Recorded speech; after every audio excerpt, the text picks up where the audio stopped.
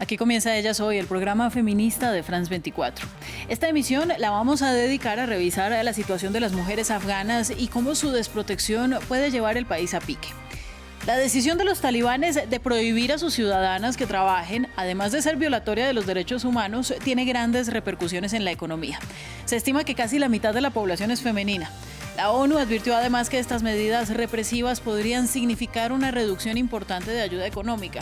Andrés Triviño nos cuenta, comencemos así. A mujeres y niñas afganas empeorarán aún más la crisis económica del país.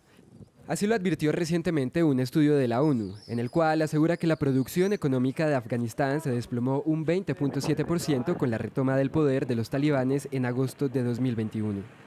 Presentamos los datos que tenemos, que muestra cómo la ausencia de mujeres en la vida pública, la educación y el trabajo es perjudicial para el futuro de la economía afgana.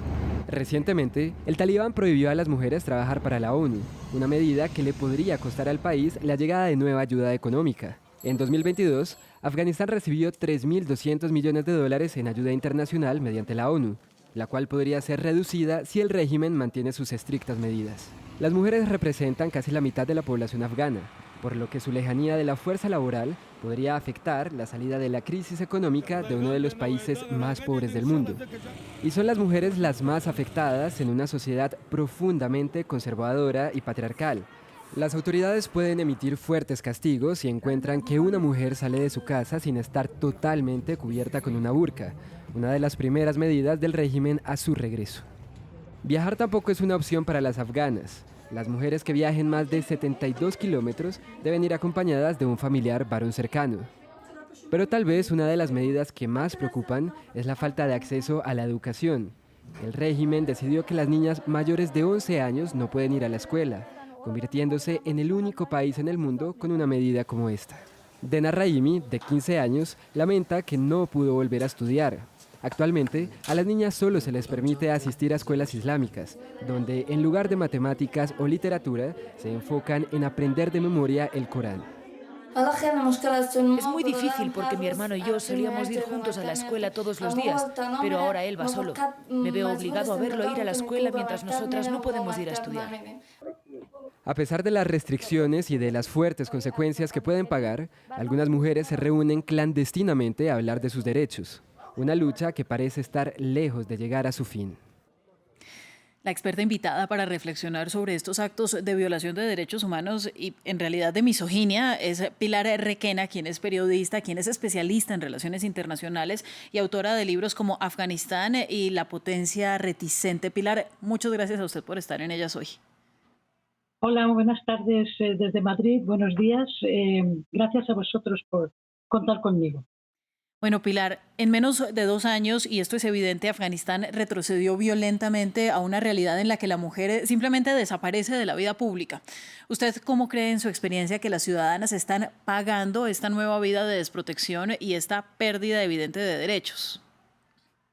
Ha habido como un cambio de todas formas en estos últimos 2 años, algo que ya advertimos los que conocemos bien Afganistán. Hubo en un principio analistas y también periodistas que de alguna manera blanquearon a los talibanes, creyeron que había talibanes 2.0 o talibanes que habían cambiado y no era así. Es cierto que lo que sí que han aprendido los talibanes ha sido pues propaganda y ha sido también de alguna manera cierta diplomacia, que es lo que han intentado hacer en este año y medio, vamos ya para 2 en agosto, de su llegada al poder, porque lo que querían es, por parte de la comunidad internacional, reconocimiento que todavía no se ha producido, que no se ha producido por parte de la comunidad internacional, y sobre todo lo que necesitan es poner en marcha un sistema económico porque la situación realmente es terrible en Afganistán. Yo estuve en el mes de noviembre en Kabul, era mi primera vez después de la toma del poder por los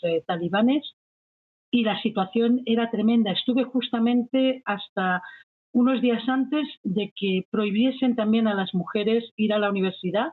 Cuando yo estuve, las mujeres, bueno, las niñas, podían y pueden todavía ir a enseñanza primaria, no a secundaria, es decir, no a lo que conocemos como instituto o a partir de los, digamos, 10, 11 años, 9 años, dependiendo un poco de las zonas, y podían ir todavía a la universidad. Ya, como digo, días después de volver de Afganistán, prohibieron también el que fuesen a las universidades que seguían abiertas y las facultades que seguían abiertas, donde realmente estaban completamente segregadas, pero podían recibir educación. Bueno, Pilar, ciertamente todo esto está rodeado en el gran contexto de la crisis de Afganistán, que es un país que desde hace décadas no puede sostenerse por sí mismo, que depende de la ayuda internacional y que tendría en algún momento que salir de la crisis y poder sostenerse y funcionar de una mejor manera.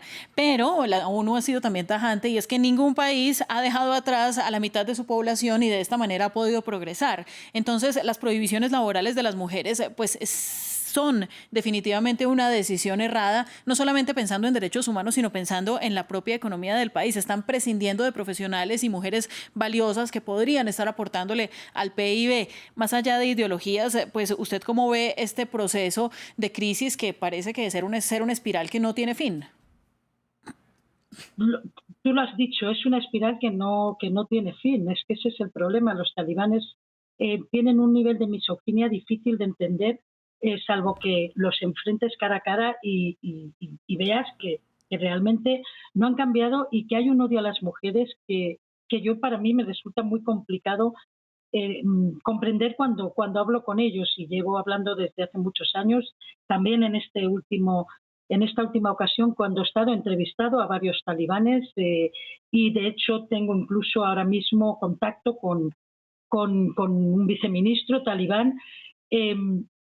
Realmente me resulta siempre imposible de entender ese odio que tienen a las mujeres, esa incapacidad de entender que las mujeres son fundamentales, que son el 50% de la población y, como les comento más de uno, no estaríais aquí en el mundo si no existiésemos las mujeres, con lo cual no.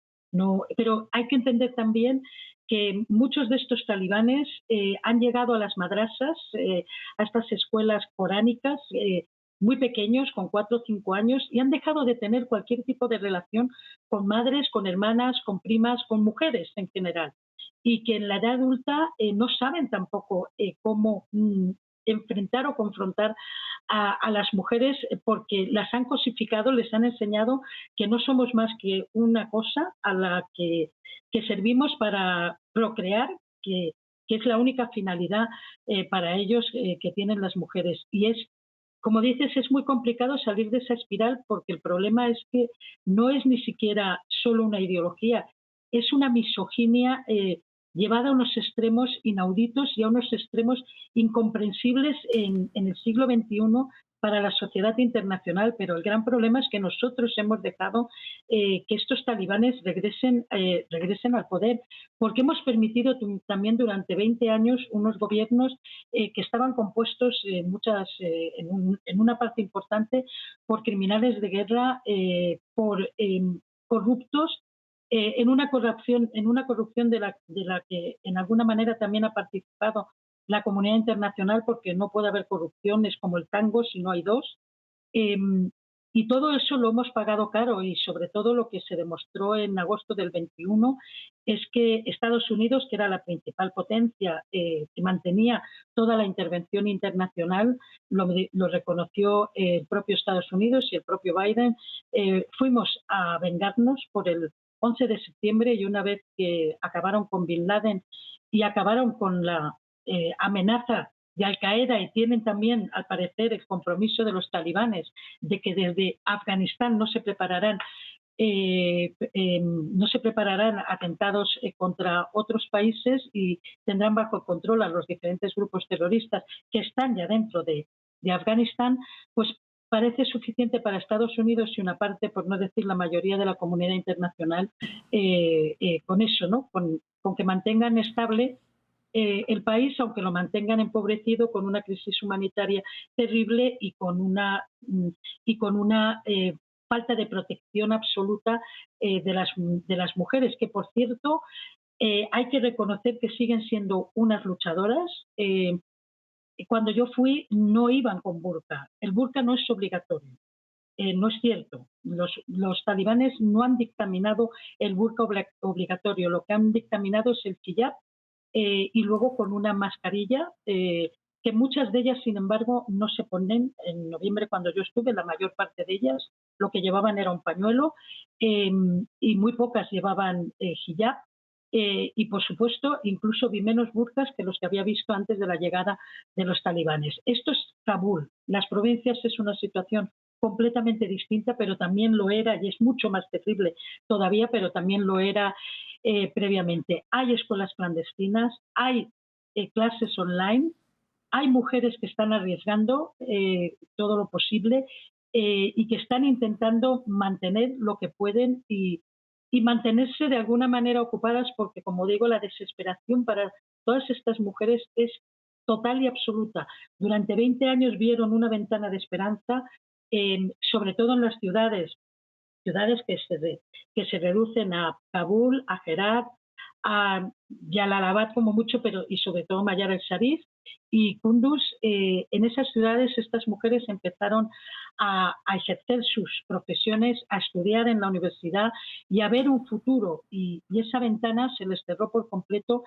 Quedaba un poquitín, una mini ventana abierta que yo estoy convencida que los talibanes solo la dejaron abierta para conseguir ese reconocimiento y cuando han visto que ese reconocimiento no llega, pues una de dos, o ya han tomado la decisión de ir al fondo de su ideología y es prohibir a las mujeres trabajar, prohibir a las mujeres estudiar, o están todavía presionando más, esperando que la comunidad internacional tenga una reacción, que es el reconocimiento y es el mantenimiento de un sistema económico. Pero, mire, Pilar, la verdad es que ninguna de las dos opciones es buena, ¿no? La perspectiva, en todo caso, no es buena. Antes de que se cumplan apenas 2 años del regreso del Talibán, lamentablemente ya nos quedamos sin tiempo. Yo le agradezco mucho por brindarnos su perspectiva. Esta es una entrevista que intentamos concretar varias veces y al fin lo hemos logrado. Así que le deseo muchos éxitos y espero podamos seguir contando con sus opiniones informadas sobre este tema que seguirá en la mesa de ellas hoy. Gracias, Pilar.